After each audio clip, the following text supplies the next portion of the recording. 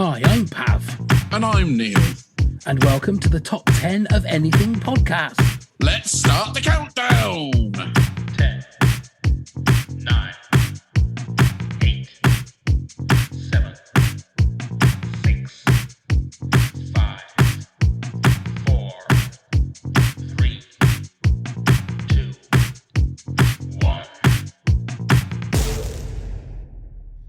Documentaries come in all shapes and sizes. Some can entertain, some can inform, some can leave you speechless, and some horrified. Whatever the subject, a good documentary will always educate. Here's Neil with 10 documentary facts. Thank you very much, Pav. So let's get underway with my first fact. The very first films, pre-1900s, were called actuality films because they captured short snippets of real actual events, such as a boat pulling up to a dock or workers leaving a factory. So in essence, the first movies ever made were documentaries. Nanook of the North, an American filmmaker, Robert Flaherty, in 1922, considered the first original documentary. This film profiles the lives of real Eskimo family. In 1926, the first recorded mention of the term documentary by Scottish-born filmmaker John Grierson to describe a non-fiction film. The 1930s to the 1940s, the documentary became a valuable propaganda tool for governments such as Nazi Germany, America, and Britain, especially during World War II.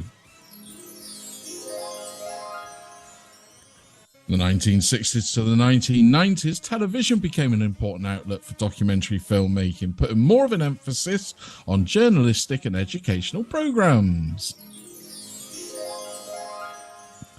Documentaries today are experiencing a boost in popularity with the help of online streaming services.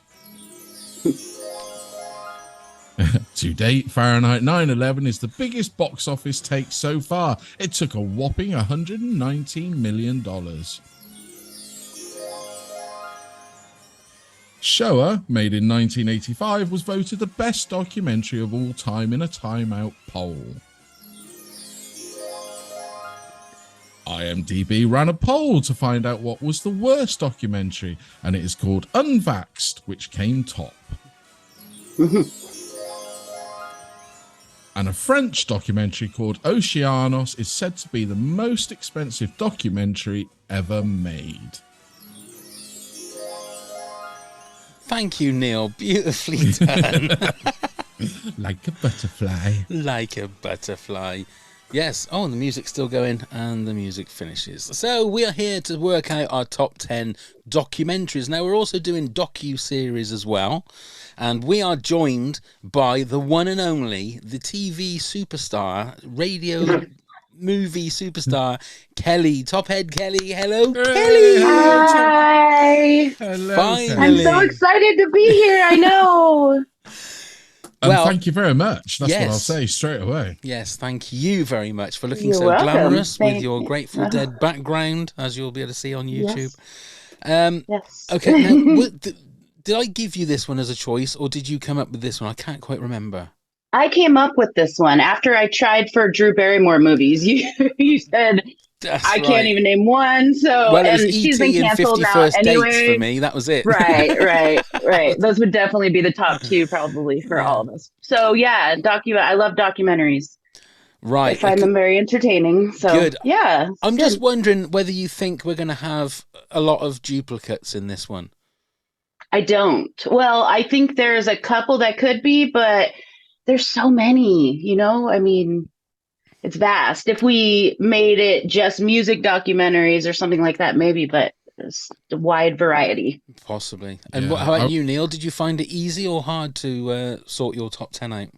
Well, it's always hard to sort of top 10 out, but I was surprised at the amount of documentaries that I thoroughly liked and had watched more than once as well. That helped me so much.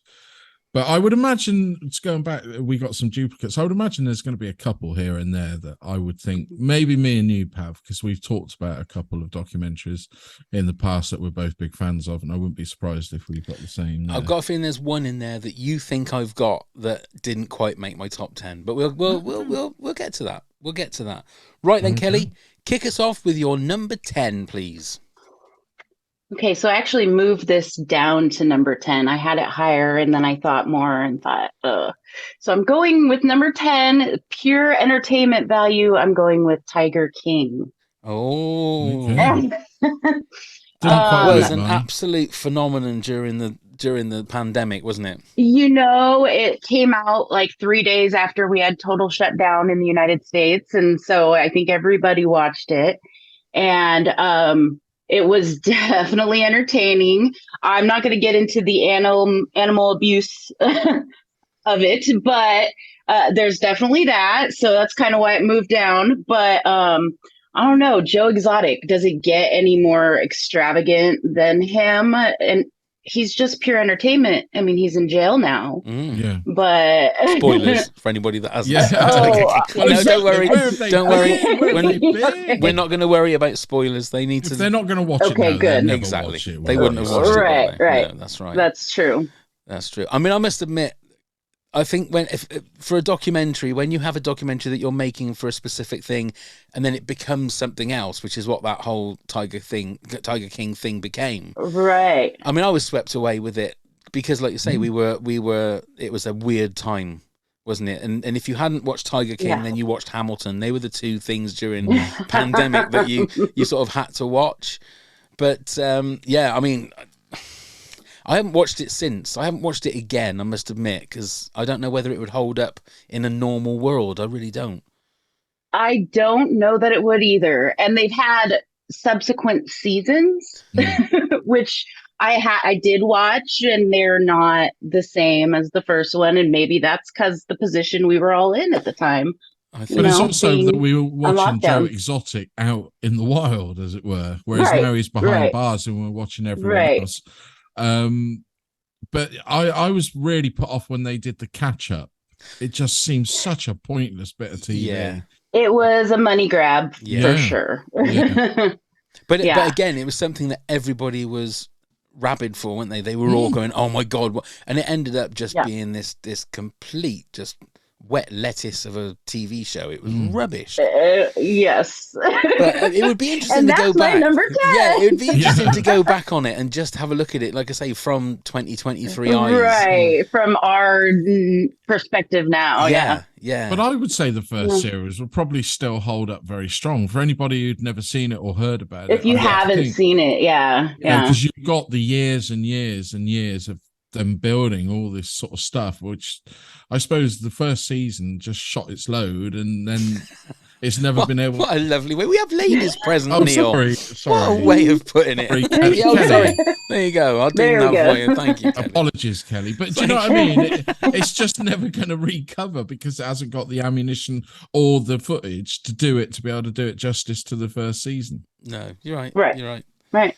What a blistering way to start the podcast. That's a great one to start with. Well done, Kelly. Well, there's the title for the podcast, The Lion King Shot. Yeah, there's the promo clip. There's the promo clip. Right then, Neil, you're number 10. Well, talking of that, has anybody seen your load? Yeah. Oh, God. Inside Deep Throat. Ah, right, of course.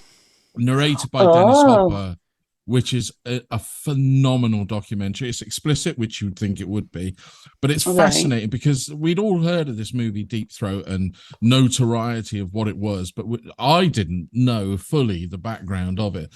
You know, the fact that it was financed by the mafia, nobody really got paid who was in it properly.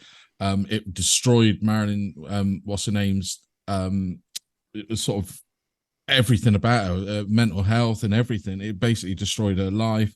It's fascinating. It's produced by Ron Howard and Brian Glazer, so it's got a lot of backing behind it. And it's I would say give it a chance because, like I said, that film made a ton of money, but nobody got it but the mafia, and it's crazy to find out all this.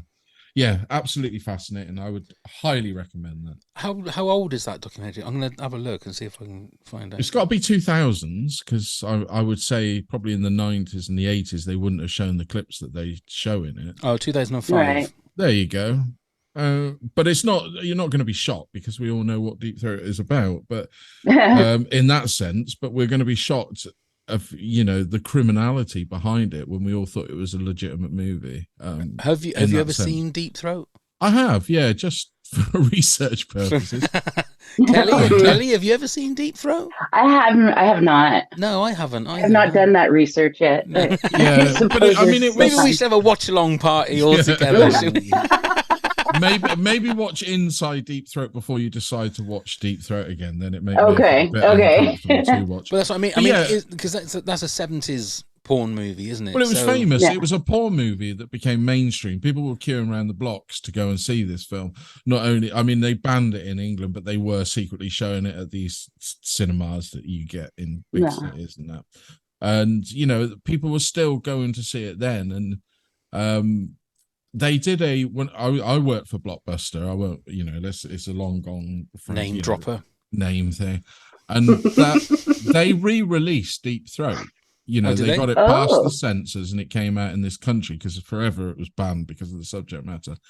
And I thought, you know, we were given what they called time codes, and I was given one, and I thought, I will watch it because it's so infamous. I've never seen it. I don't know what it's about. And obviously it's about the lady who's got the G spot at the back of the throat. No, you thought you'd watch it because you were interested in the story, weren't you, Neil? No, I was interested because of the notoriety. I mean, and was it good?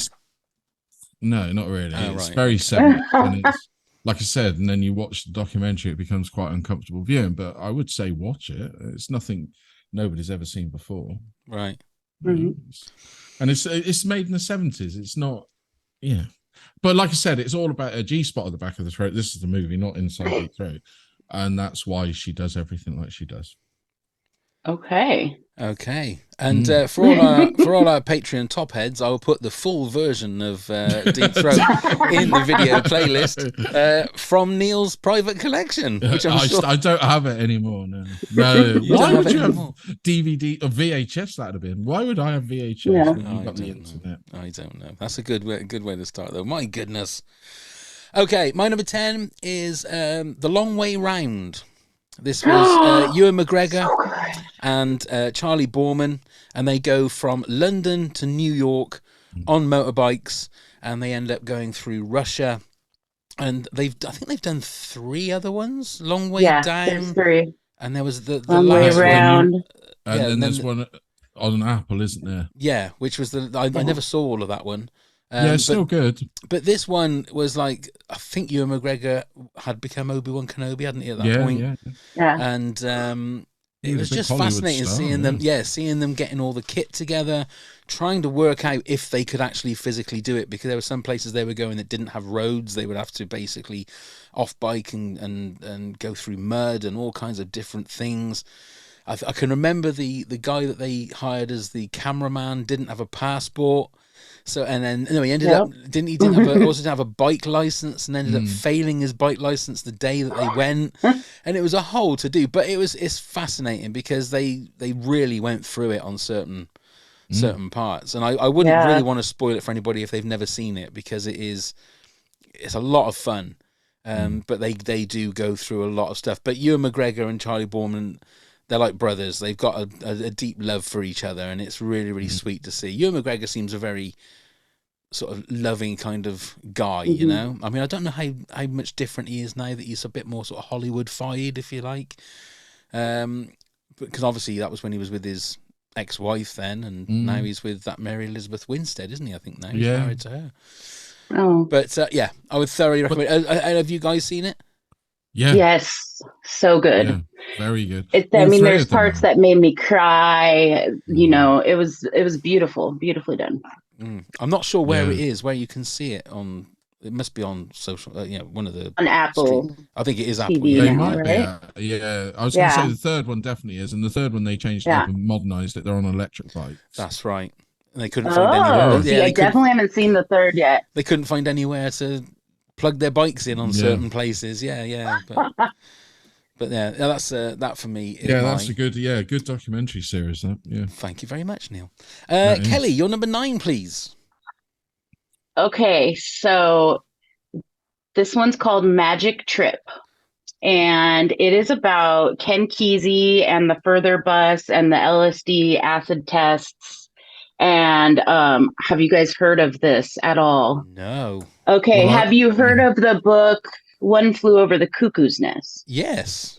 Okay, so Ken Kesey wrote that book, and then he started taking a lot of acid and had a bunch of friends, and they took a bus trip across America that was wild, and it's very like they get back and they meet the Grateful Dead, and they do the acid test. Have you guys heard of the acid tests at all? yes, yeah, I've Okay. heard of them. Yeah. I haven't. No, So Neil's led a much more there's colourful also life a than book. me. There's also a book called Electric Kool-Aid Acid Test that is based on this road trip they took. And it's just really fun. And it's just a good look into the 60s and the craziness of the hippies and my kind of scene. I love it. What, acid? Yeah. My dad might watch it. So if there was a decade that you could go transport yourself back to, Kelly, is it the 60s where you would go? Oh, absolutely. I think I'm reincarnated from the 60s. I think I was at Woodstock. I was born in 79, so, it's totally feasible.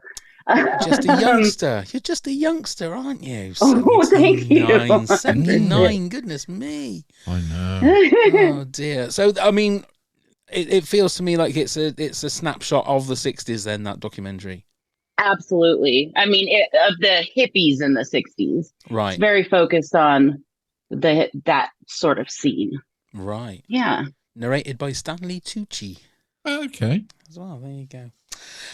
Wonderful. There's another one for the list, Neil, that we'll have to put on. That sounds good. Yeah, watch that. Yeah. Okay, then Neil, you're number 9. So, very famous documentary movie, Bowling for Columbine.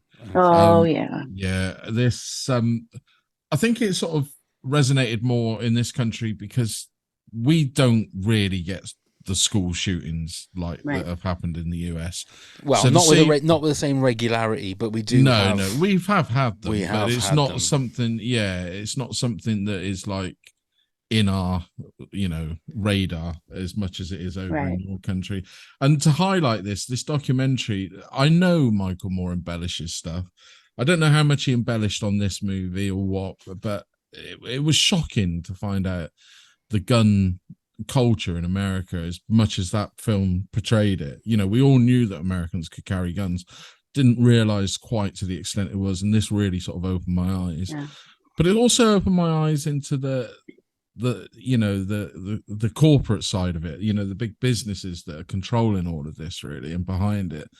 And especially in the Columbine, when you watch the documentary, I don't want to just repeat the documentary, but I think Marilyn Manson, although he's going through whatever then, was one of the people that made the most sense in that documentary when he was asked the question, what would he talk to these kids about? Because they were obviously fans of it. And he just said, I wouldn't talk to them, I'd listen, which was huge statement and resonated through. And I found it fascinating.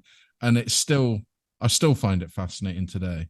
The fact that in America you could open a bank account and they gave you a gun for opening a bank account was crazy. And is that the one that's got the infamous scene at the end where he doorsteps Charlton Heston? Yeah, which I'm one, not too much of a fan of because we find out that Charlton Heston was going through dementia at the time. Yeah. So, we all know that Charlton Heston was a big NRA supporter and everything. I wasn't too fan of the interview at the end because he was goaded. He looked bewildered, didn't he, at the interview? So, But then that was the kind of thing that Michael Moore was famous for, wasn't it? Yeah.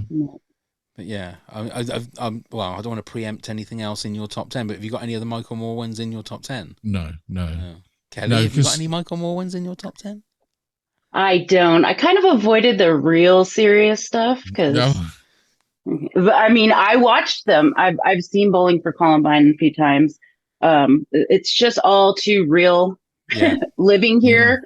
I remember when all that went down. That was the first real big school shooting that I remember. And it's just, we're sending our kids to school every day and it's scary.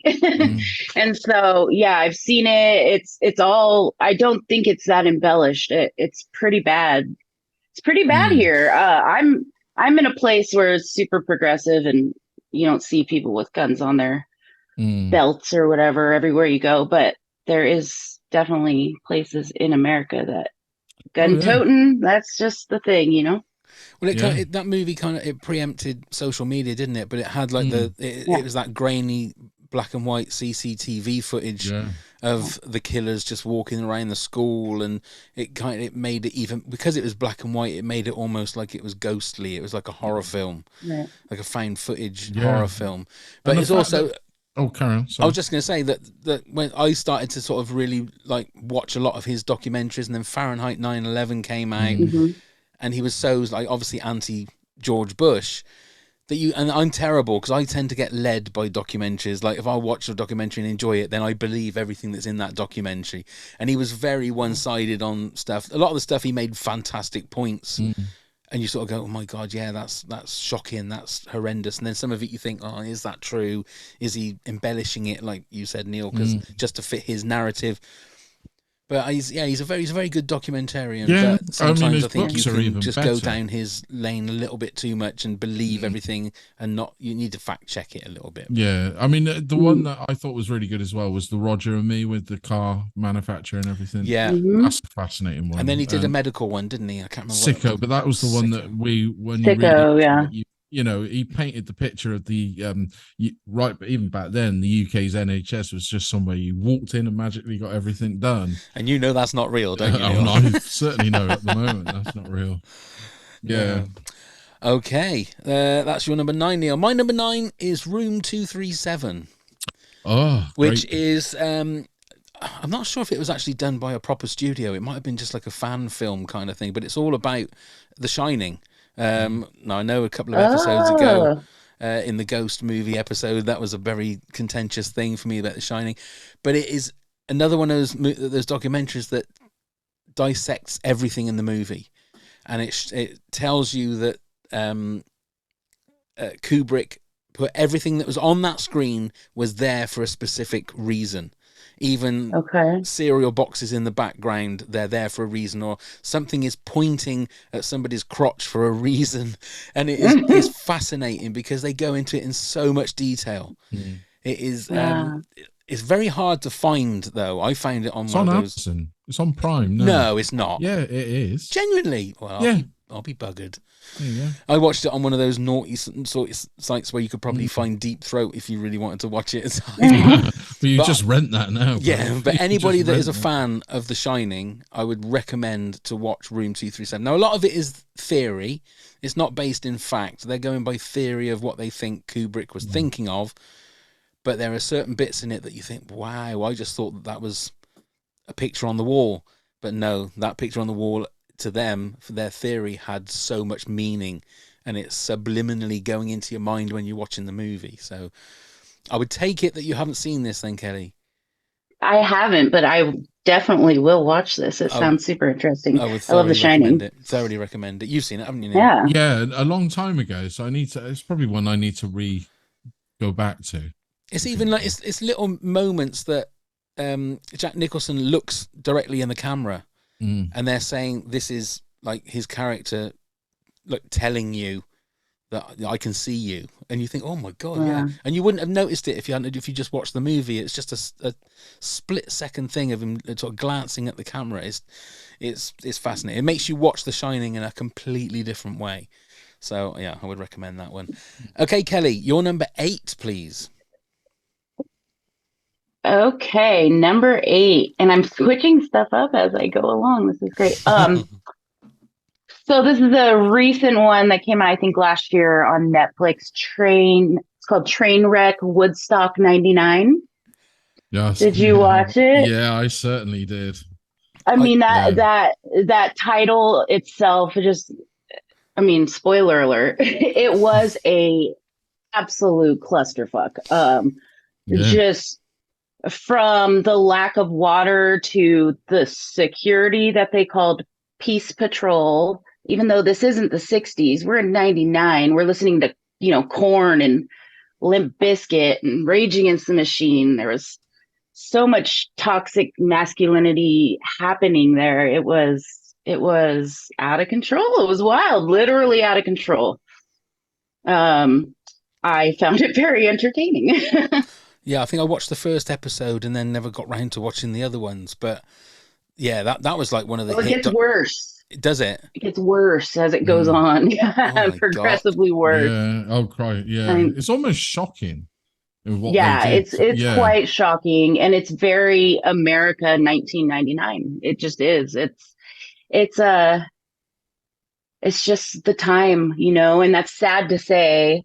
There was rape happening. There was total destruction. They were lighting fires. It was just chaos. It was complete chaos. And booze was cheaper than water, and yet everybody was dehydrating faster than you can imagine. Right. I think they said at the end it was like $12 for a bottle of water because it was it was like gold. Like there just wasn't enough. That's crazy.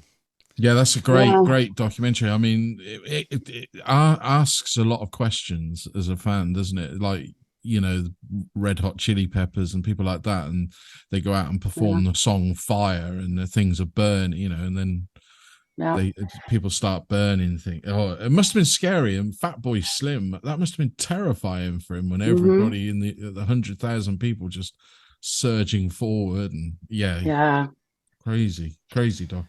They were tearing down like a sound tower. Right. It was with people on top of it. It's just nuts. And you hear all the people talking about it and how scared they were, and then they said, if they did another one, would you go? And they were all like, yeah. And I'm like, really on that one? We survived it, That's still not making me want to go to festivals, Neil. Like just listening to things that's not a festival. It's not a typical festival at all. You can just imagine if you watch that and then you watch that Fire Festival documentary. I'd never go to a festival again. What would be the point? Yeah. Fire Festival was a great documentary too. That nearly made my top 10. It didn't. Yeah, it didn't quite get there for me. Okay, then Neil, you're number 8. It's Man on Wire. So I don't know whether anybody's watched this. It's like a heist movie, but as a documentary where they got all the footage where Philippe Petit basically a tightrope walks across between the World Trade Center and the Twin Towers. It was 1974 he did it with no safety thing. Yeah. And honestly, was it Joseph Gordon-Levitt was in the movie? They did a movie version of it? Yes, they did. They did, which wasn't great, to be fair. Right. But the documentary is good. Did he survive? Yeah. Did he make it? Okay. And they had to get up there very quick, shoot this bow and arrow across to be able to pull the wire across. They had to do it so quick because they really weren't allowed to be up there. So I would highly recommend watching this. And then he had to get on there and walk. And obviously he didn't know what the wind was going to be, so he didn't know how to counteract that with his pole and everything like that. It's absolutely back to Inside Deep Throat. I would highly recommend this one because, like I said, it's like watching a heist movie. How they work out how to do it is fascinating and crazy. And whatever possesses anybody to want to do a tightrope walk, I just don't get it. I don't know. I wouldn't do it. No, I'm with you, Kelly, on that. Think about it. I don't even know if I'd want to watch it happening in front of me. I think I'd crumble. Leave it in the circus where they got the nets underneath. There you go. Right. I completely agree. Yeah. It is like nail biting stuff. Watching that document, it didn't make my top 10, but it is definitely nail biting stuff, and it's I think it's also bittersweet because he's walking between the Twin Towers as well. It's kind of like you're looking at that, obviously through 2023. I think I watched it last year or the year before, I think, and it makes it poignant, with the fact that he's walking, between the towers that aren't there anymore. So, very good, very good. Okay, my number 8 always makes me hungry. It's Super Size Me. Almost made my top 10. So Morgan good. Spurlock, and I can remember watching that the first time, and all I wanted to do was eat a McDonald's. That's all. It didn't make me. When he was sat in the car, lucky guy, right? My God! I mean, the fact that he put on loads of weight and lost his sex Right. drive and stuff like that. Right. But he got to eat McDonald's for like breakfast, lunch, and dinner every day. I can't remember how long for. Did it a month? I can't remember. I think it was like a month. 30 days, I Was it think. 30 Yeah. days? And, and anytime they said, "Do you want that supersized?" he had to have it supersized. And I remember that moment when he sat in his car and he's got like the proper American big gulp drink, and he's got and he I think he actually is sick. All I kept thinking was, "Oh my God, that looks so nice when he's eating it. He's eating all the fries, and he's got like a." That is my son's dream as well. That is. If you had to do that for 30 days.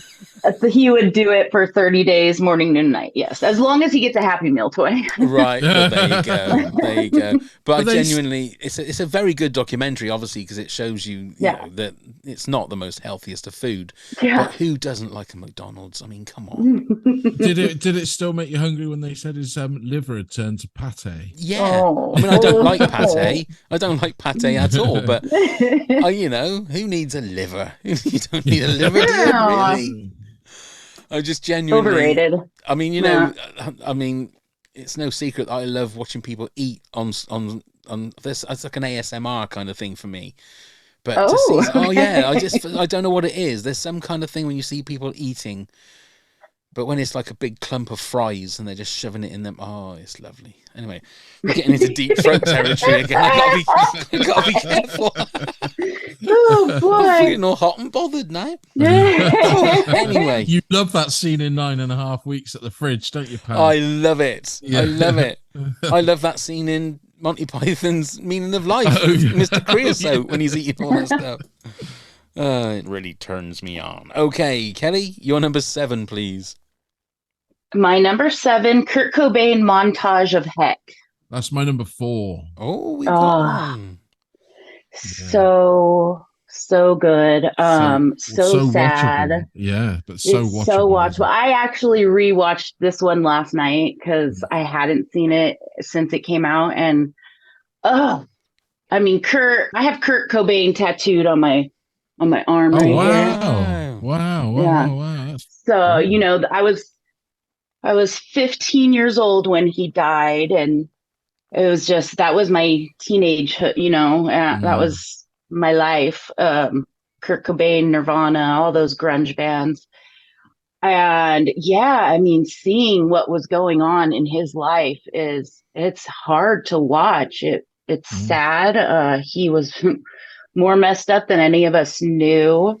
That relationship he was in was just not healthy for either party, you know, and their poor kid. It's just sad. And it's also really fun to watch, you know, Nirvana come up and the prior days when he was a baby. But just seeing his demise was really hard to watch, but really, really good and important, I think. Yeah. I find it fascinating, the archive footage that I'd never ever, and there's so much of it around. This footage. They got stuff that's never been seen. Exactly. Yep. And I've seen, I think, every Nirvana Kurt Cobain documentary there is, and there was so much in there, especially from his childhood and like teenage years, and the stuff with Courtney, which was, it's hard stuff to watch. And it's all entwined with writings, his poems, his writings, right from his youth. His drawings too, Is it something that's accessible for somebody that isn't necessarily a Nirvana fan?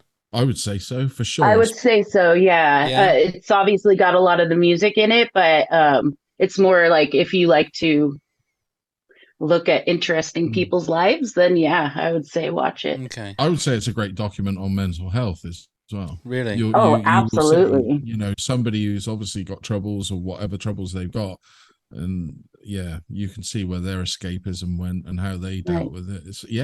I think it's a great documentary. Okay.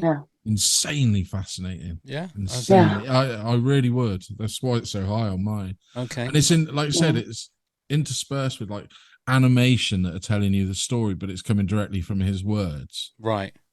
So they've drawn and done animation, but then you're getting real footage. It's a good 2 hours, 15 minutes of just fascination. And it's just, it's beautifully done. Yeah. You should, huh? Good one. Good one. Okay, then, Neil, you're number 7. So this is Capturing the Freedmans. I don't know whether anybody's seen this one, but this was a shocker. Now, I'm not going to divulge too much, but just to say it was a documentary that was made by a person that went around to talk about this children's entertainer, the Friedman family, and what they were doing. As he made the documentary, revelations came to light, huge revelations, almost shocking and everything. And then it obviously changes track onto that.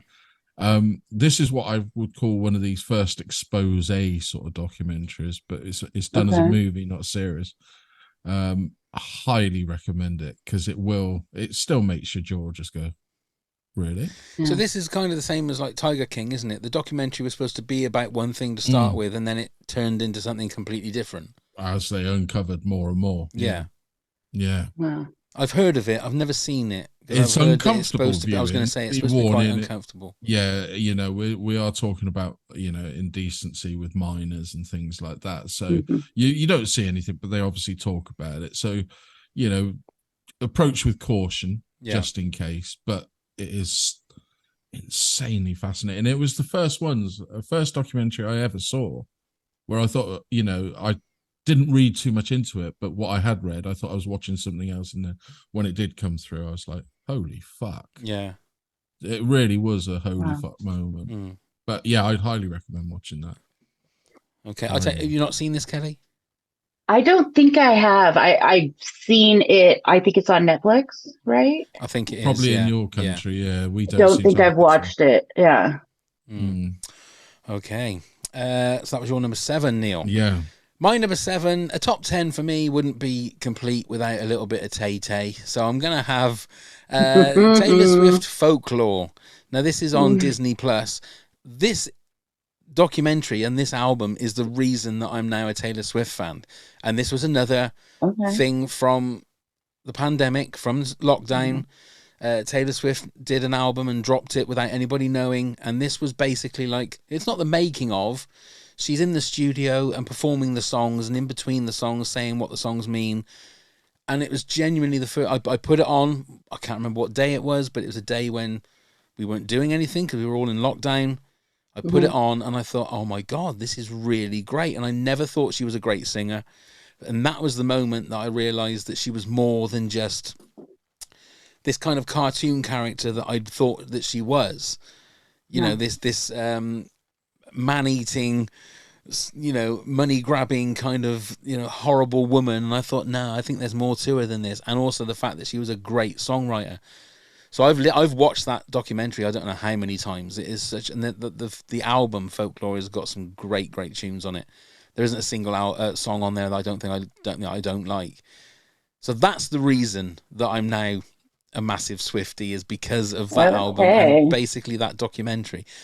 I think if you're not a Taylor Swift fan, it's not going to make you, I don't think, well, I'll say that. It did it for me. It made me. But then again, it was in that bubble of the pandemic. So I don't know whether or not I have that to blame for it, Who knows? Hey, if it gelled with you, so be it. So would you say I would enjoy that documentary? No, you'd hate it, Neil. You would. But I quite enjoyed the Billie Eilish. I don't like Billie Eilish. But hers was good. Yeah, I've seen that one on Apple TV. Is that good? Is it? Yeah, it's good. Yeah, I thought it was absolutely fascinating. Bit like the Coldplay one as well on Prime. Is it Prime? It's on where they just. Oh, when they very first started. Yeah, that's a good one. This isn't. I mean, I could have chosen that Miss Americana, which I think is on Netflix. Yeah. Which is when it followed her around like the Reputation tour, I think, and then sort of said about her. That was more of a documentary style documentary. Where this is. She just performs the songs live with a couple of other people in the studio, and then talks about the songs in between each one, and then basically sings every song off the album. So, but I just loved it. I absolutely adored it. So, it's still something I might still watch. Well, I would love to know what you think, Neil. I'd love to know what you think. We could be Swifties together. Swifties. Yeah, it's the music, Kelly, that bothers me a little bit. That's all. So I've seen her live maybe 13 years ago. Justin Bieber even came out on stage. I took my nieces to their first concert.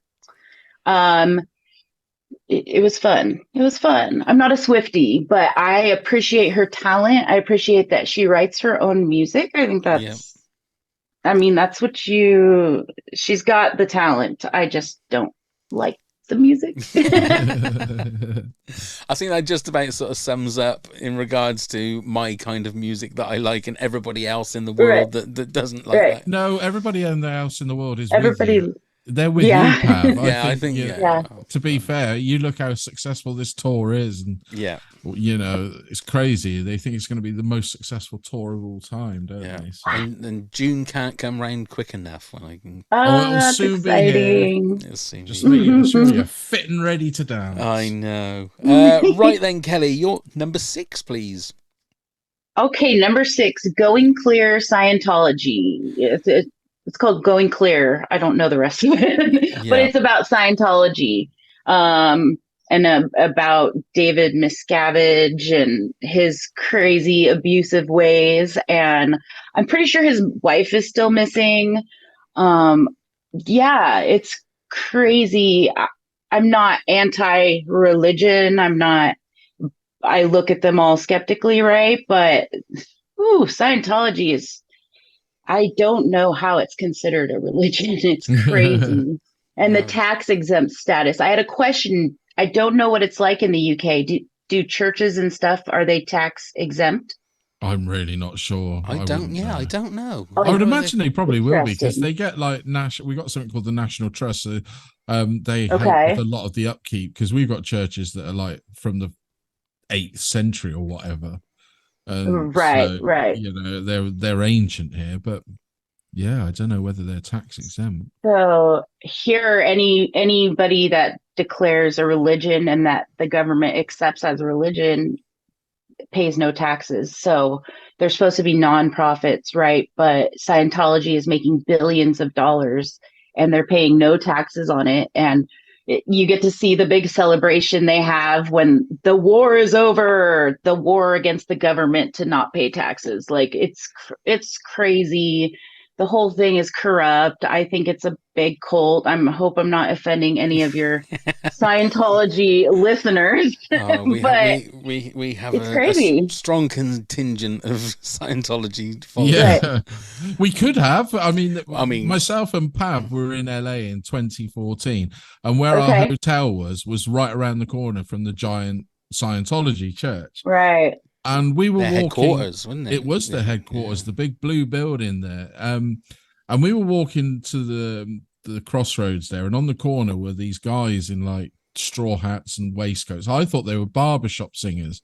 But part of the podcast we were doing there, we went up to talk to them, and they were all Scientology trainees, whatever they were, and they really wanted us to go back and do the personality test. Pav was like, yeah, it'd be great for the podcast. It almost happened. No. I didn't know. I thought, a personality test would be quite nice to find out, whether my star sign matches up with my personality. And then Neil's going, no, you don't want to go. Don't go with them. Don't go with them. Yeah, that's how they get you in. Then they start taking your money. If Neil had let me go, I could have been best friends with Tom Cruise now, couldn't I? He's left the church that's the now. goal. Has he left it now? Is he? Wait, what? Church. I read somewhere this year that he's left the Church of Scientology. Oh, that is this documentary has a lot about him. I don't know if you guys have seen it. There's a lot about Tom Cruise in there, and you're like, whoa, dude. They were using him as a mouthpiece, weren't they? Oh, absolutely, and he was just going along with it happily. It seemed like. So wow, that's the trip. John that he left. Travolta's the other famous one, wasn't it? John Travolta, yeah.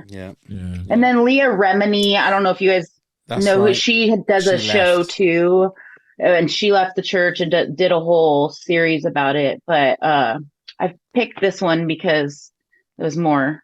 It's fascinating. Just a documentary than like a whole series. But it is very, very strange. Very strange. All from the mind of a sci-fi writer. I know. It's amazing what people will believe, though, Crazy. isn't it? It's amazing what people will believe. Right then, Neil, you're number 6. Grizzly Man, Werner Herzog. Sorry, that's my number 5. That's your number 5. I just saw it on here, and I'm like, so good. Great man. Yeah, fantastic. Timothy Treadwell's journey of living with the grizzly bears up in, is it Alaska, isn't it? Or yeah I think it's Alaska. And then obviously Kodiak Islands, I think, That's right. in And Alaska. obviously the way he lived, formed a relationship with these bears only for them to be his downfall. And it's quite a shocking downfall in the movie. You don't see anything, and you hear Werner Herzog talk about should they, shouldn't they, and things like that. Yeah. Show it, and they decided no, but they did release a little bit of the audio, didn't they? Yeah. Yeah, great. So great. it was actually caught on video. Was it? What the actual? Yeah, It it was his was. video. Oh right, Yeah. right. So he basically filmed himself being eaten to death by Yeah. the grizzlies. And the saddest part to me is that he always knew he was going to die by a grizzly. Well, that was, he said this is the way I would like to go, if I'm going to go. But this would have killed him inside, knowing that they killed the bear that killed him. Oh, really? Yeah. Yeah, that would have ruined, I mean, he's dead, so he can't be ruined. But that part It's breaks my heart. fascinating the relationship he had with those big bears. Yeah. I mean, they are scary creatures, aren't they? Oh, grizzlies are big and scary. Have you seen you don't want to any of run into one. Have you? I mean, I've seen a black bear in the wild. Have you seen a grizzly in the wild? No. No. I've seen Cocaine Bear. I've- I mean, that's Well, that's shocking. the best That was a documentary. documentary, right? It felt like a Did documentary. they actually did make documentaries on that, because there was an actual cocaine bear, Yeah. but that movie, woof, Have you that was seen? fun. Have you seen it? It is batshit crazy. It's I actually I've not bought seen it. the movie. I bought it. a lot of fun. I was surprised. I thought is. it was going to be real schlocky in that, but it's got some really good kills in it and some really good Right. comedy in it as And well. it was supposed to be cheesy. Yeah. That was its purpose, and it did great. It was Yeah. great. I enjoyed I it. must watch it. But yeah, Grizzly Man. But yeah, R.I.P. Grizzly Man. We're not trying to Yeah, make No. light of the Tread fact well. that Sorry. No. But no, it's what he wanted. It was literally the life that he tells you about. I know. Like I Yeah. said, it's beautiful to watch until the end. Yeah. yeah. It's no spoiler because it's there Yeah. for everybody to read. It's You kind of get- the selling point of the documentary, isn't it? That you- Yeah. But Werner Herzog makes great documentaries anyway, Yeah. and great movies. But yeah, that was a really good one. Really good. Okay. Yeah. Okay. Right. My number 6 is 20 Feet from Stardom. So this is a documentary that focuses in on backing singers. And Okay. I found it fascinating. Oh, Yeah, I found it I think I've fascinating seen that. because Yeah. I was thinking about this again, looking at TikTok videos of Taylor Swift, and that she's surrounded by these amazing backing singers, and they're Yeah. all as good as Taylor Swift at singing.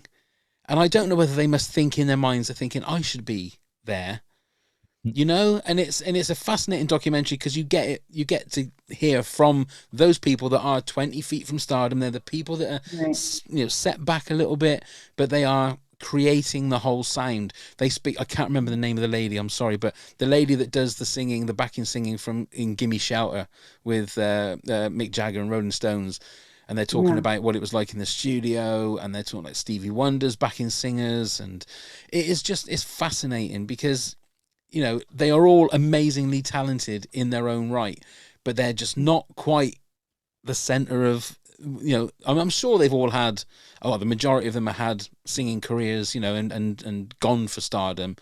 And I can always remember Katie Kassoon and Tessa Niles, who were the backing singers for Eric Clapton's band, especially in like the 90s. And again, amazing sound. And I think Katie Kassoon was part of a duet with maybe her husband or someone. But it always makes you think, obviously they're like football or soccer players. There's some soccer players that are superstars, and there are some that are just good professionals that you can rely on every game. And I think maybe that's what a lot of them are like. They like to go there, be on stage, but not be. They can walk down the street if they want to because no one's going to bother them. That Do you know is what I true. mean? But they still get that experience of being up there, seeing the audience, screaming. Yeah, Yeah. that is true. Yeah.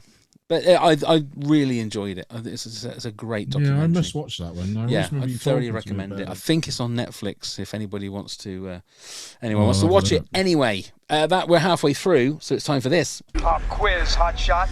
It's quiz time. It's quiz time, Kelly. Oh, boy. So we have first 1 to 3, and if you get the question wrong, it goes on to your opponent. Kelly, you are our guest. Would you like to go first, or would you like to go second?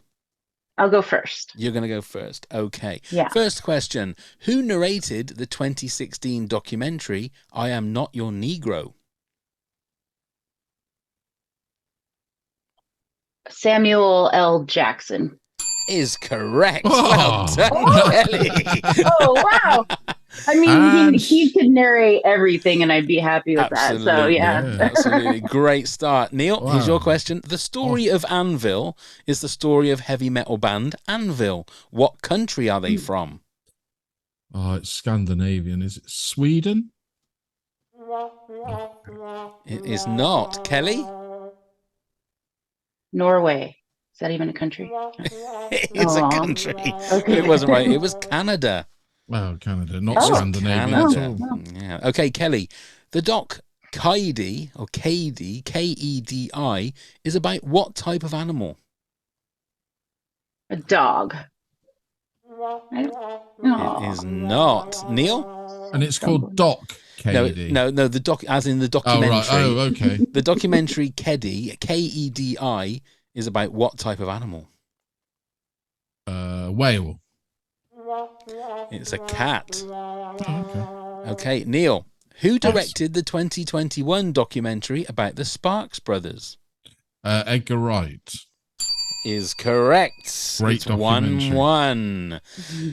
Kelly, Citizen 4 is about which controversial political figure?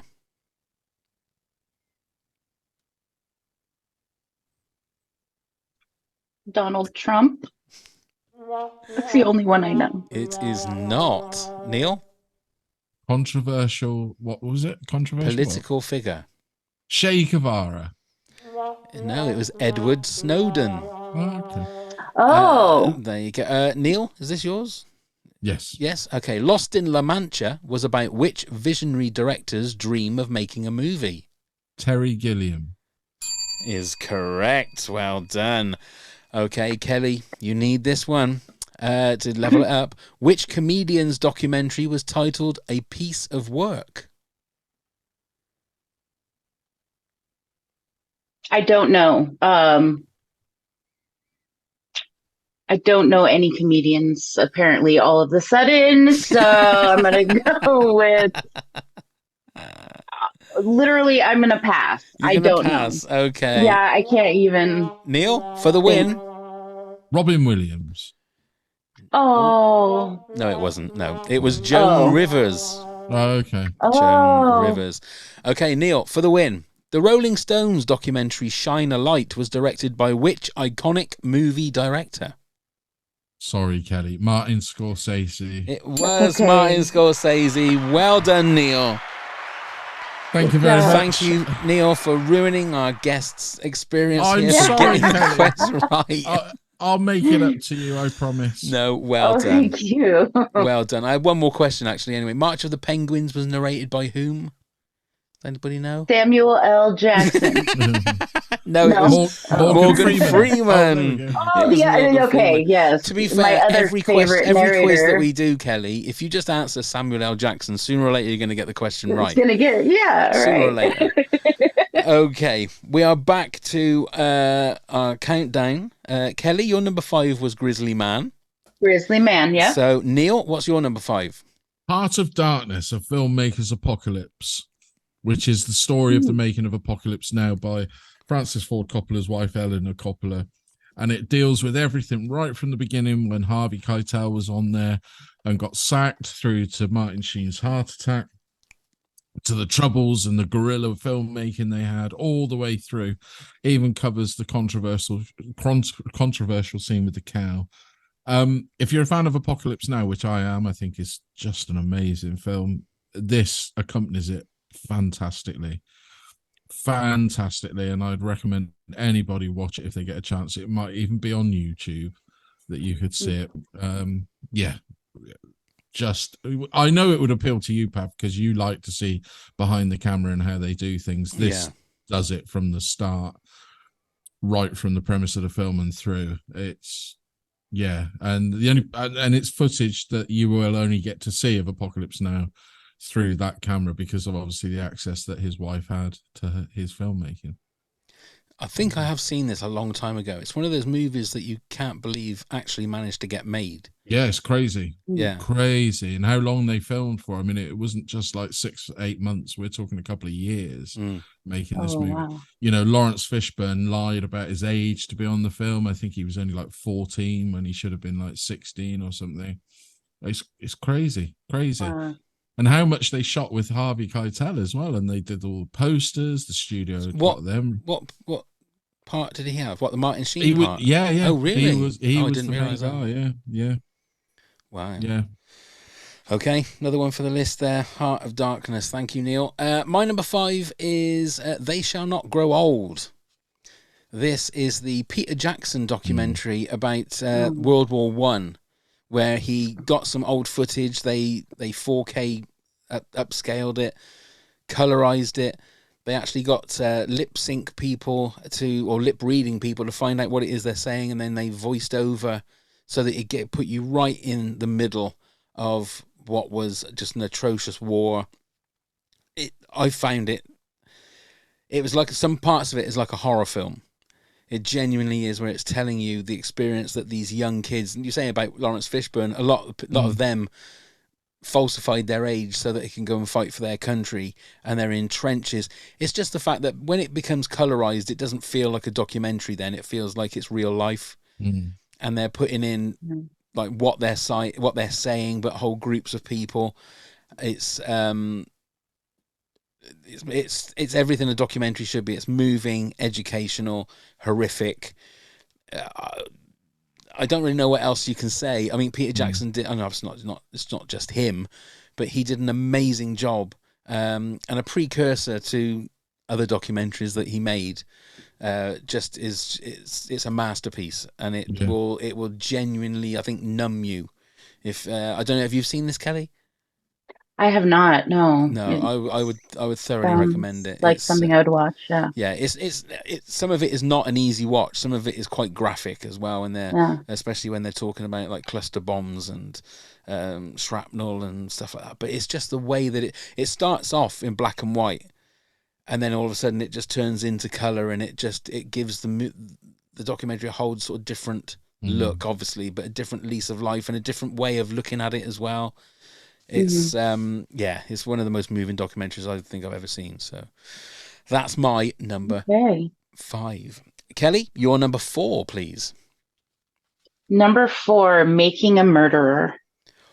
Okay. So this one is pretty controversial, especially right now, because they just came out with The Other Side documentary called Convicting a Murderer. This is definitely a one-sided sort of documentary. So can you call it a documentary? I don't know, but I found it very entertaining. I got sucked into the whole story of the police planted evidence, and Stephen Avery is, in jail against everything that, that he actually did. Like, I don't know. But then I'm afraid to watch The Other Side, because then I think I'll get sucked into The Other Side and be like, never mind, he's bad. I don't know. Yeah. But it was good, and it's hard to watch those police interviews with his nephew Brendan Dassey. Like, the poor kid didn't know what was going on. I mean, those cops fed him information. It's crazy to me, the way the police are kind of corrupt, and they're kind of allowed to be out here anyways, in the US. Oh, it's not that better over here in certain places, okay. Kelly. All right. with the police, I hate to say. It was definitely a phenomenon, wasn't it? The whole Making a Murderer thing. But I'm still invested now. If they do a 3rd series, I'll be watching it. I'd watch it. Yeah. But the 2nd season for me was just as exciting, because both the female lawyers for Brendan and for Stephen Avery were amazing to watch. Fantastic lawyers. So good. Is it the mark of a good documentary? Like you just said, Kelly, that you don't really want to see the other documentary in case it makes you... Is that a good mark of a documentary, that it makes you believe what they're putting through if it's a one-sided documentary? Oh, I think that's the goal. So, yeah. I mean, that's their goal, and they accomplished it. with so many people. I mean, I'm not alone in the fact that I want justice, Yeah, you exactly. know? Yeah. Exactly. Everyone wants to be on the side of right, don't they? But like you say, Right, you'll watch one right, documentary and think, well, then that's what I believe. And then you watch like the other side of it, and all of a sudden you think, oh right, no, or whether I'd rather have a balanced documentary so you can make the decision by yourself at right. the end of it. It's, yeah, No. I don't know. I don't know. Okay, that's a good one though. Number 4, Neil, yours was Kurt Cobain. Mm. Montage of Heck. My number 4 is The Aristocrats. Oh I don't know yeah. if you Oh guys yeah. have seen this one. There's a It's about the joke, isn't it? very Yeah. famous joke that apparently every comedian, they just embellish on it all the time. I'm not going to go through the joke, but this is basically a documentary about the joke, and it has Gilbert Gottfried, I think Billy Connolly's in it. There's just every Penn Jillette. There's so many Kevin people. Smith. Kevin Smith, but they're all talking about this particular joke and also how they've done it, and then they all embellish on the joke. It's a funny joke, but it's a joke that only works the harder and the more disgusting and the more uncomfortable it gets when somebody tells it, because they'll tell it in just a gross way, and I can't give it justice. I'm terrible at telling jokes anyway. I'm just shit at jokes. I can't do them because I always muck up the punchline or whatever. But go and see the documentary, because it's incredible how they can get a full-length documentary just out of one joke for a start. But it's great seeing all these top-class comedians. And I watched it again about 2 or 3 months ago, and it was great seeing Gilbert Gottfried, because he passed away a while back, didn't he? And it was just nice to see him, because I'm always a fan. He had a fantastic podcast, and that was a shame. But yeah, I would recommend it. Thoroughly recommend it if anyone wants to be grossed out by a terrible joke. Okay, Kelly, your number 3, please. Number 3, Mommy, Dead and Dearest. It's on HBO. It's about a girl named Gypsy Rose Blanchard and her mom Dee Dee Blanchard. And Dee Dee Blanchard had Munchausen's by proxy. And so Gypsy was in a wheelchair, and she thought she had like leukemia, muscular dystrophy. Dee Dee had convinced all the doctors of this as well somehow. This is total spoiler alerts, but she ended up killing her mom. And so Gypsy killed Dee Dee, and she's still in jail for that. But like, Dee Dee abused her entire life growing up. It's really sad to see that have you heard of Munchausen's by proxy? See, I've heard that phrase, but I'm not sure what it means. It's where it's usually a mother, portrays their child as sick for attention, for gifts, for stuff like that. Right, So, okay. I mean, these people had a house built for them by Habitat for Humanity. This girl, Gypsy Rose, she was actually an adult, and she was totally healthy. She didn't even think she could walk, or she knew she could walk, but her mom had mentally abused her so much into thinking that she couldn't walk. Wow. It's sad. It's sad. And she's getting out of jail in December. I Googled her before I did this. So it's exciting because it's sad. Wow. And I'm not saying anybody deserves to die, obviously, but my God, the abuse was insane. Yeah. So that sounds about as hard hitting as you can get as a documentary. Then. It does, doesn't it? But It is. But sometimes they're the best, aren't they? You want them to kick you in the nuts. Yeah. One of those like, wow, like my life isn't so bad because look at what the heck other people are going through, Absolutely. Yeah. Oh my goodness. Okay, that's a good one. I've never heard of that one before, so that's another one for the list. You should watch it. Wonderful. Neil, your number 3 is Dangerous Days: The Making of Blade Runner. Now, this was made for the special edition, the ultimate Blade Runner box set that you can buy with every version of the film and everything. But I love the movie Blade Runner, and I was enthralled and fascinated with I mean, I think it's about 4 hours long, this documentary, with the making of this movie, and right up to how they redid the final cut when they brought back Harrison Ford's son to play him in the movie and things like this. Just insanely fascinating how they made a movie back. What was it made in 1981? I think it was.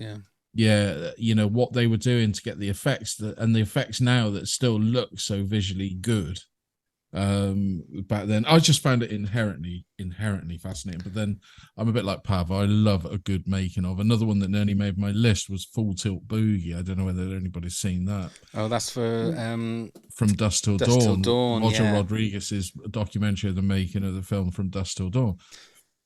I just find them so fascinating, where you see actors behind the set being humans and not the characters they're playing, and how you can usually gauge how the set is by these sort of documentaries, whether it's fraught, whether it's fun, and all of these things. And it does that on the making of Blade Runner Dangerous Days. Anybody who's a fan, now I have put it in there because it has been put on UK TV. It's not just on the box set. They showed it on BBC Two, which is a channel in genuinely forgot about this one.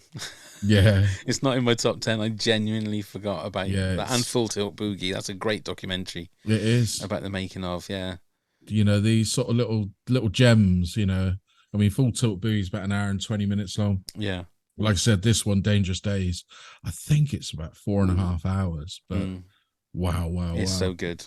Yeah. So good. A Blade Runner fan, Kelly?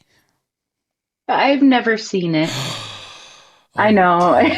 Kelly. I was hoping you wouldn't ask. Yeah. So I've definitely not seen the documentary. I should watch the movie first. I think you should. Yeah. Might not make sense otherwise. Yeah. Okay, my number 3 is OJ, Made in America. The whole OJ Simpson thing, especially the trial. I was transfixed back when the trial was on, and every Sunday they used to on the BBC, I think it was, they used to show what had happened in the trial that week, and I was absolutely fascinated with that whole trial. Just even now, it's sort of like you think, how did you get away with it? How? Yeah. But this is the whole OJ story, and to go from somebody who was a hero in a lot of people's eyes, obviously. In regards for me with like a history with OJ Simpson, I know him from Naked Gun movies. I didn't know him because I wasn't really a big American football fan, especially when he was playing. That wasn't something that I thought of him. He wasn't an American hero in my eyes. It was just someone that was in. I knew that he was a sportsman that was going into movies, but to do that whole thing, and then I can't remember what it was I was watching, and then it was about the book that he brought out, where if he'd hypothetically had killed his wife. Oh my God! Have you ever seen that, Neil? You ever seen the document? But there wasn't a documentary. It might have been a TV show, like a Tonight Show, or it was a 60 Minutes or something. 60, something like that. It is. You can't close your mouth because you are just shocked. Oh, really? Yeah. Because he wrote a book about what he would do if he hypothetically killed his wife. If he did it. And it is ridiculous because he goes into so much detail that would be used as evidence against him. It is batshit crazy. No, I've not seen it. I must see it. It is batshit. Just put it on YouTube. Or if I find anything, I'll put it on the video playlist for everybody because it is batshit crazy. I mean, I did watch the OJ documentary, and then I watched the TV series, with Cuba Gooding Jr. and all that. And that was really good. It was really good. Yeah. Really good. Yeah. So fun fact, I actually, so I got a ticket in Santa Monica during the whole OJ trial. So I actually had to go to court where he was at court. And it was crazy. I mean, I saw all the TV cameras outside, because everything, it was all over the news. That's all that was on the news at that time in LA, especially. And I got out of the ticket. Well, I didn't have to pay anything because we had to pay for parking, and it was such a mess getting in there. The judge sympathized with me. Oh, but yeah, good old judgy. That's my OJ. I was going to say, well, thank God for OJ. Look, it saved I didn't have to pay that ticket. Yeah. Oh my goodness. Well, that's a good little almost famous story there, Kelly. Isn't Yeah. It is, absolutely. Okay, that was my number 3. So, Kelly, your number 2, please. Okay, this one is called Long Strange Trip, and it's about the Grateful Dead and their whole story from Jerry's beginnings to Jerry's ending and everything in between. It's a 6-part series on Amazon Prime, or you can get it on YouTube, and it's like a 4-hour documentary just straight through, but it's really good. It's also another kind of sad to see the demise of one of your rock heroes type of thing. I wasn't a deadhead when Jerry died. Deadheads are what we call ourselves on. I wasn't a deadhead when Jerry died. I became one shortly after. And so I don't remember that impact from when it happened, but watching the documentary, I mean, I'm bawling at the end, just crying my eyes out. Like, it's so hard to see, like, people who just can't stop doing drugs. You know, they have this amazing, what could be this amazing life, and they're so adored, and, you know, they just can't give up their addictions long enough to get healthy and survive. But the whole documentary is, it goes from awesome to fun to like, oh, this is the downside, sad part. And it's beautifully done. Even if you don't know the Grateful Dead's music or don't particularly like them, it's a good story that I think everybody should hear. What got you into the Grateful Dead in the first place?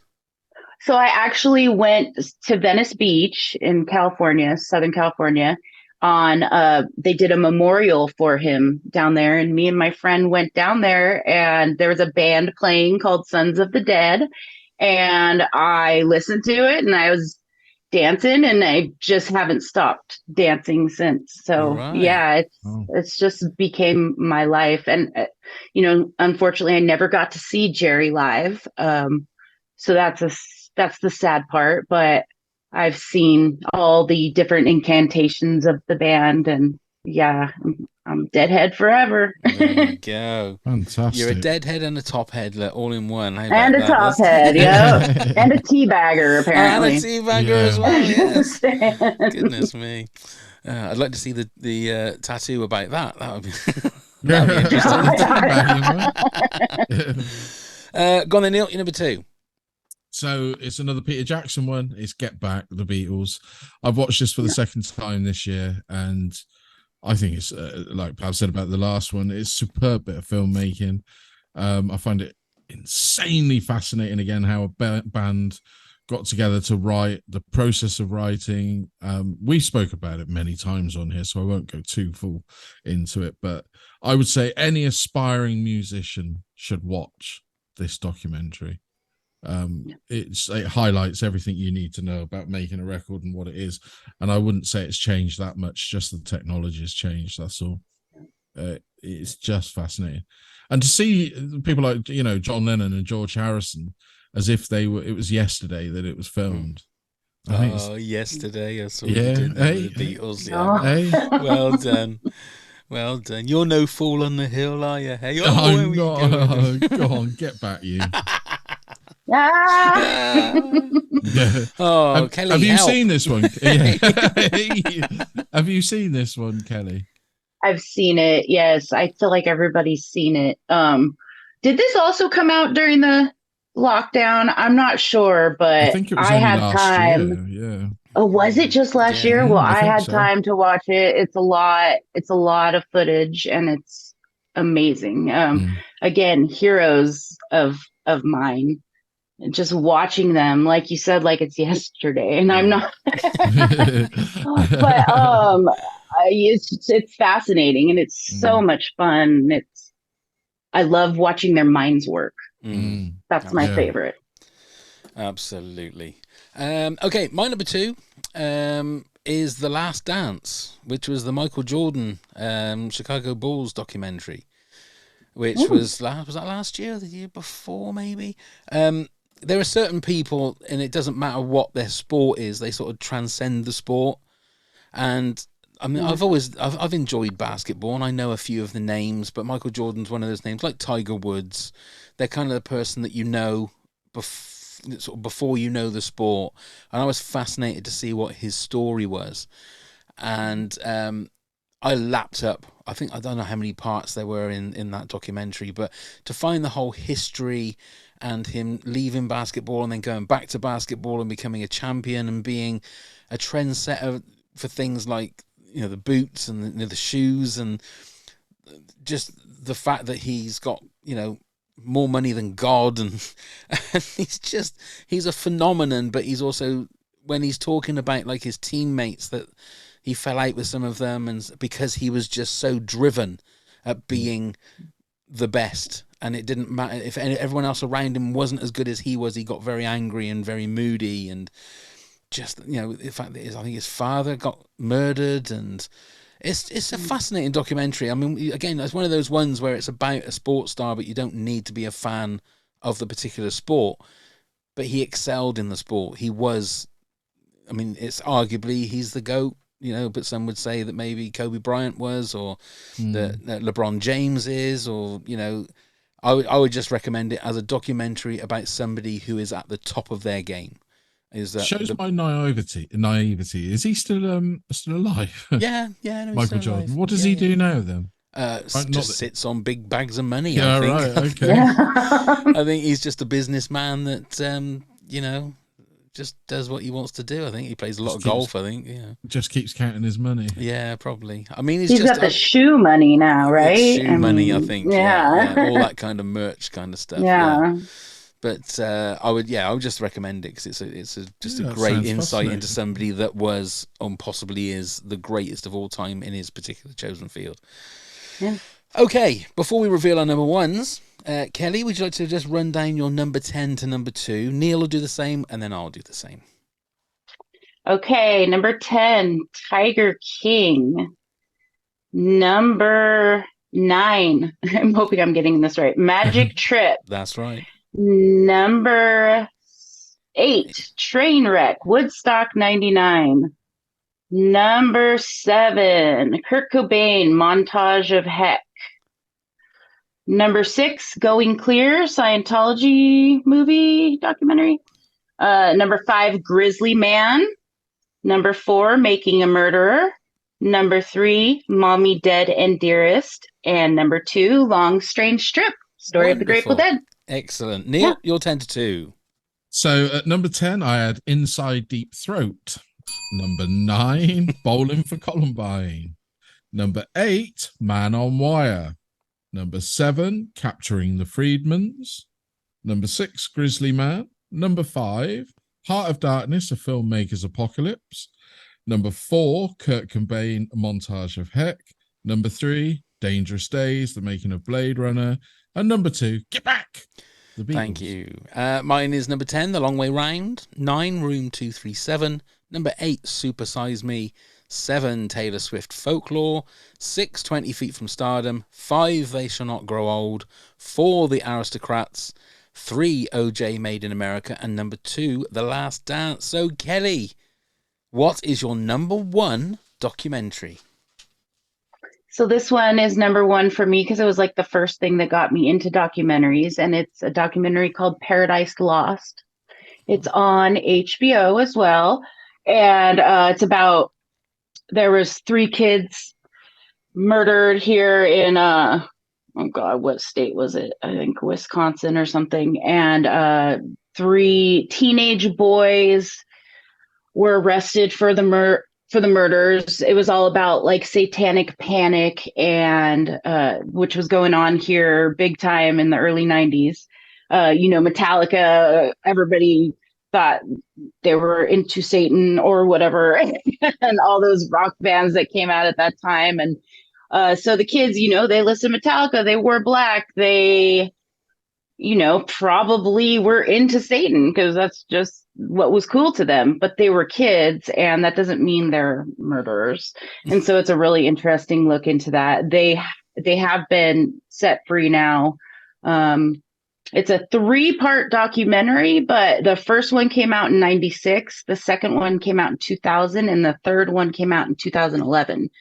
And they're all super interesting. The third one, you kind of get the whole story from beginning to end when they used what's called an Alford plea to get out. Basically, they had to say we're guilty, even though they were saying we're guilty, but we're not, and we're getting out. So, yeah, it's really, really, really good documentary to watch all 3 parts. It's super interesting. You see a lot of like the justice system and the trials, and again, more like police basically having a theory and nobody can change their mind type of thing, even though they're wrong. Wow. It's really good. Yeah. Is that the child murders at Robin Hood Hills? Is that the one? Yes, that's the one. Yes. Right. Metallica is like the soundtrack of the whole thing. Celebrities got behind these guys after the first one came out, like Johnny Depp and Eddie Vedder. Like, people, were backing these guys up because it was kind of clear that they did not do it. There was no evidence pointing towards them other than, oh, they're in a satanic cult, which they weren't. Right. Fascinating. Wow. Okay. Yeah, there's another really one good. to the list. That's another one. Yeah. Go on then, Neil. You're number 1. So, talking of Eddie Vedder, this is Cameron Crowe's movie 20 about Pearl Jam. Ooh, okay, sorry. Love Pearl Jam. I watch that and I cry and I cry and I cry. It's beautiful. Yes. It's a beautiful movie made by Cameron Crowe. 20 years anniversary of Pearl Jam. It basically charts them from the start all the way through. When it deals with that awful crushing and death in the concert, it's like Kelly said, it's heartbreaking. I too am a massive Pearl Jam fan. I don't know whether you Yay. I've seen them 25 times live, Neil. Right, here goes the story. I've been trying to see them since the 90s. I booked the tickets in 2020 and got tickets finally to see them because they don't. And then COVID struck, and so I had to wait another 2 years to go and see them. As a treat, I was paid to go into the Gold Circle. So it took over 20 years of being able to go and see a Pearl Jam. Wow. Every time they play, they never do many dates in the UK, so it's really hard to see them. They'll play like one date in London in the tour. Yeah. So, and they play an arena, which always makes it crazy. Because they easily, when they did Hyde Park, they sold out 2 nights of 80,000. So I just love Pearl Jam and I just love seeing all about them. So I quite often put this film on because I just really enjoy it. The music, the soundtrack, the relationship between the band, how it grew. And like I said, the moving moments are very poignant and moving. And Cameron Crowe really knows how to make it warm and bring you in. Yeah, he does.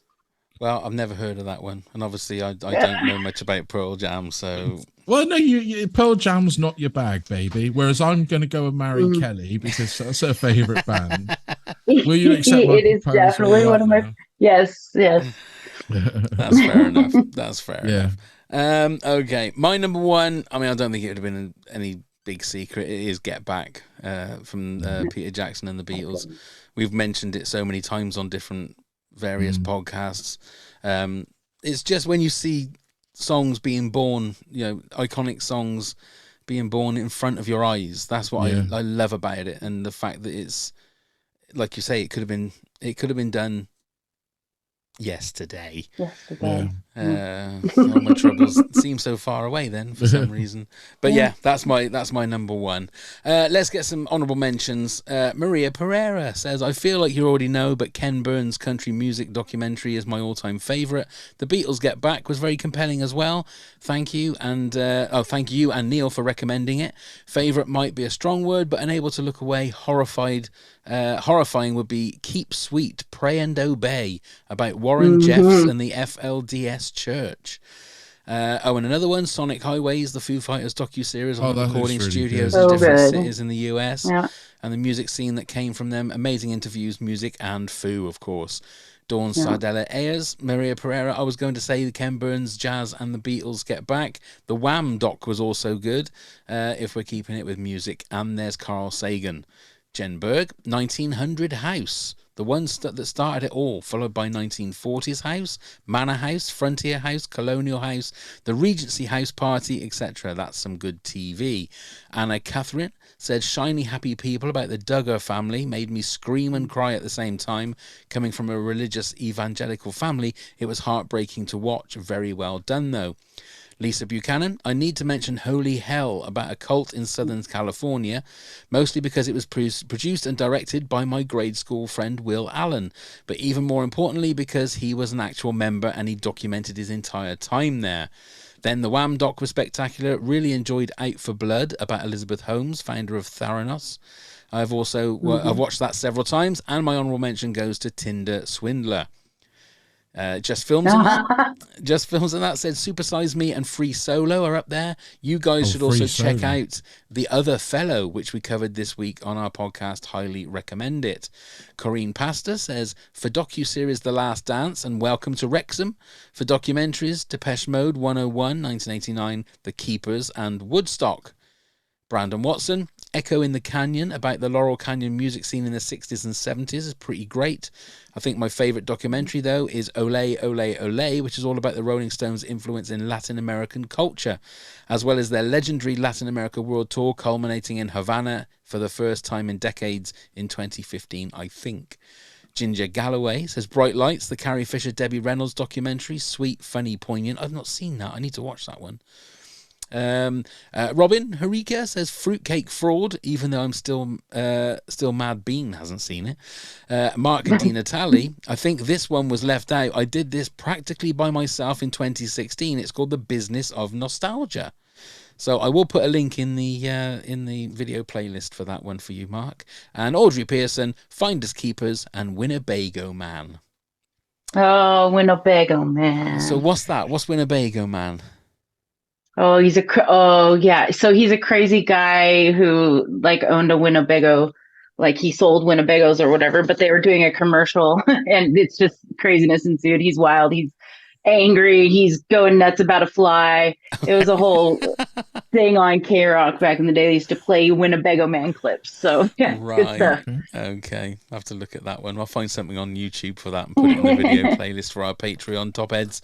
That's it. We've done it. Top 10 documentaries done and dusted. And before we say our goodbyes and all that, Neil, tell everybody how they can get in touch with us and all that gubbins. Okay, so you can come and help support the podcast at patreon.com/top10pods. There's all sorts of rewards where you could even be a guest yourself, like our amazing Kelly here. Email us at toptenpods@hotmail.com where you can... Oh, hello. Are you all right over there? Sorry. Did you fall, sir? I'm all right. All right. Email us at toptenpods@hotmail.com where you can give us all sorts of things you'd like to know, even maybe suggest some top tens. You can find us on all the social media at Top 10 Pods. Give us a click, give us a like, give us a follow, and you can come subscribe, leave us a rating and review wherever you get your podcasts from. Wonderful. Kelly, we hope you've had fun. Oh, it's been a blast. Thank you so much. Excellent. Will you come back and do another one for us in the new year? Of course. Woohoo! Job done. Yeah.